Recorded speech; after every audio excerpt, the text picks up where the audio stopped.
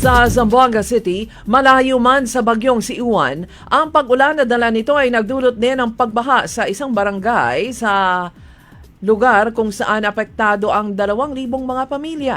Abot hanggang bewang ang tubig baha matapos na umapaw ang ilog sa barangay Tugbungan alas 10 ng umaga nitong Lunes. Sa Ipil, Zamboanga, Sibugay, balak ng pamahalaan na magtayo ng security outpost sa Pandilusan Island sa bayan ng Payao, isa sa mga emerging tourist destination sa lalawigan. Ang outpost ay siyang magsisilbing strategic project na naglalayong palakasin ang interagency cooperation para sa maritime security ng Zamboanga, Sibugay.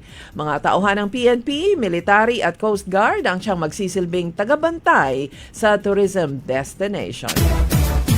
Sa Malalag, Davao del Sur, gumuho ang isang excavation site sa Barangay Ibo kahapon. Ito'y ikinasawi ng 3 katao. Sa report ng Malalag Police, nakilala ang mga nalibing ng buhay na sina Glenn Sasuman at Nerio Otida, kapwa mga taga Digo City, at si Simako Kesaot ng Padada, Davao del Sur, pawang mga treasure hunters.